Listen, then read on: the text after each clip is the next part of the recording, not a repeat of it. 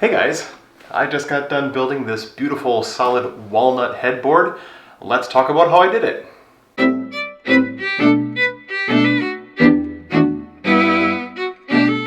As we get started, I just wanted to remind you this is one video of many in our bedroom renovation playlist.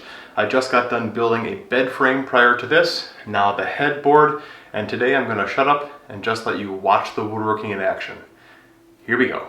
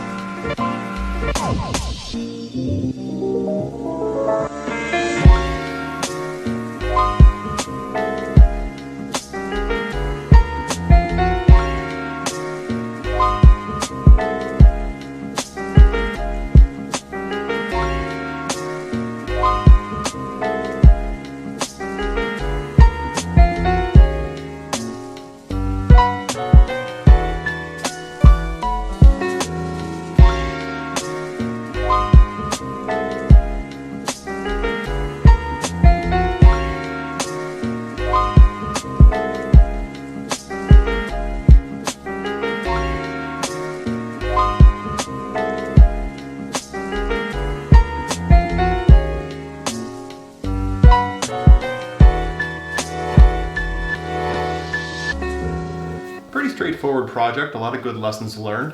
I wish I could have found some 8-quarter material for the frame of this, but instead I glued up some 4x4, and I think it looks really nice. You can barely see a seam. You have to scrutinize it to really see it. I did my best to find 2 pieces that had the same kind of hue to it. This and the middle piece here, I had these pieces of wood sitting in my basement for the last 3 years maybe, and I'm so happy that I finally got to use them. As you can see, for the giant slab in the middle, I think I put this together really nicely as far as matching up pieces. You know, this was all one big piece. I think this one right here, if you would, here's a piece. If you would slide it over there, you can see where the blonde part of the walnut continues through, so I paired that together. The seam is somewhere in the middle here. I think that kind of looks neat. And then this is balanced out in the very bottom corner over here as well. I left in all of the worm marks wherever anything had eaten its way through once upon a time, because I think that's part of the character. It's pretty cool. Oh, I guess here's the other piece of blonde. Oh, and down here. But it's really gorgeous, and I'm quite pleased with it. And the design ebbs and flows as we go along. You know, initially my concept that I had sketched out was that the center slab was supposed to be probably 5 inches longer, but the slab over here had some really gross cracks and things that I could not really work around, so I lobbed it off, which made the negative space here a little bit larger.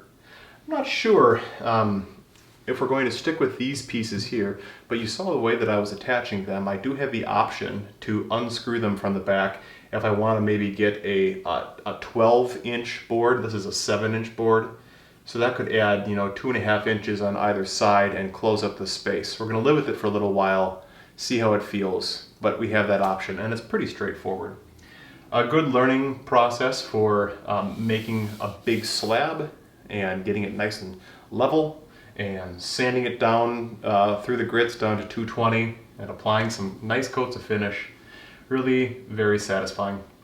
I think the only thing that you didn't see on camera was that behind here, well, and I've got 2 more in the basement that are cooking up now, but I put bumpers. So you see when I push this, it doesn't move at all. It's attached with the L brackets, and then behind here in this negative space, the headboard itself tilts toward the wall, maybe a degree or 2, and in that space in between, you see I can slightly pull it forward, but in the space in between I've got a bumper with a whole bunch of felt pads, so it's always in direct contact with the wall, which is why you can lean against it real comfortably, sit up and read a book, and there's no sort of concerns about this, you know, wobbling the 2 inches towards the wall. I've never done a headboard before, so this was all new to me. I think it turned out lovely. So have you made a headboard before? What did you make it out of? What do you think of my design? What do you think I did right? What do you think I did wrong? Leave a respectful comment below. There's often some pretty good discussion. I'll pin the most constructive piece to the top to help others. If you are building a bed, that video is linked here, as are all the other ones. So if you like this video, you know what to do. Until next time, happy woodworking. Bye guys.